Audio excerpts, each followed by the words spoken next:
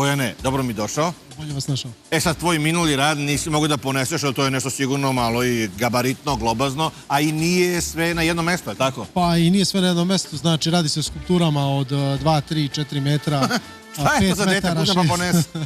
Dobro. Tako da neke su skulpture trenutno i u Rusiji, neke su postavljene trajno u Egiptu, u Italiji, u drugim zemljama, znači tako da u principu se najviše bavim tim međunarodnim radom, znači pratim simpozijom, pratim vajarske te skupove, tu obično napravim skulpturu, imam jednu recimo skulpturu koju sam pravio na Kipru koja je 3 metra, ovdje recimo vidimo skulpturu od drveta koja je slovenska mitologija, Svaroga predstavlja.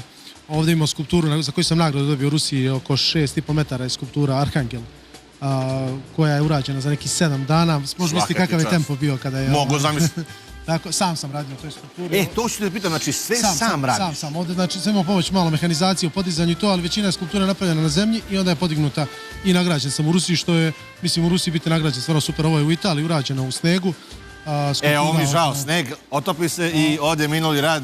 Pa, ali na neki način sačuvan je, na ovaj način je sačuvan još, ako se izbaci negdje na internet, znači to je također druga skulptura isto u Italiji koju sam radio u drugoj jednoj lokaciji. Ovo nije sneg? Jeste, isto je sneg. A imaju u ledu, tako? Skulpture u ledu, da. One malo duže traju? Pa one traju otprilike koliko traje izložba, pošto je ovo u zatvorenom prostoru, znači hlađeni prostor, tako da sve to onako da kažemo ima svoje, evo recimo ovdje jedna mala skulptura. Evo sve vidimo. Jedan mali opus koji sam ja radio, koji ću vjerojatno ponovo raditi. Ovdje imamo neke sertifikate koje sam dobio i tako radove neke sa lokacije. Otkud ljubav, Bojane? Kako se to čovjek opredeli pa bude vajar, pa radi skulpture? Pa ja mislim da se to u principu ni ne pitaš, nego jednostavno od početka, što kaže, voliš da radiš i jedna stvar prati drugu i neke se stvari poklope i tako, mislim, i srednju umjetničku sam školu završio i akademiju i master iz vajarstva i jednostavno to mi je, pored toga što predajem u školi, isto osnovnoj školi u Ljuboviji i srednjoj, to mi isto, da kažemo, primarna struka. A kako se počinje taj proces, jer neka skica se uradi? Pa prvobitno mora doći znači neka inspiracija. Ovdje recimo vidimo jednu skulpturu koju sam napravio za Ljuboviju, sada je prošla Sveto trojstvo, prva skulptura je tog tipa. Pa u principu prvo krećemo neke ideje, onda ta ideja prelazi na neku skicu, nekad se i preskoči ta skica, ako recimo imam neki entuzijazam i želim da skulptura bude malo onako, da kažem, ekspresivna, tako da postoji taj način rada.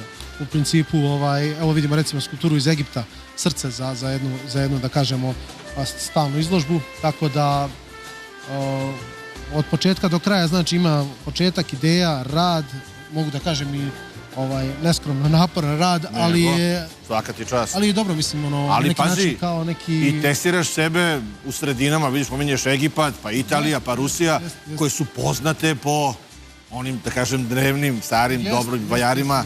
I negde tu se i na tim putovanjima dobijaju nove ideje i sve, i umetnik mora na neki način da putuje i da čita dosta i da se bavi ne samo, znači, umetnošću, istorijom i rekao sam slovensku mitologiju, isto to volim kao temu da koristim, tako da u principu dobar je kao životni poziv, ali je potrebno dosta truda i rada. A onda si došao na ideju što ne bi malo i brvnare probao da radiš i to ti dobro ide? Pa prvobitno sam, znači, zbog ove korone, zbog ove situacije, malo su ti simpozijumi stali.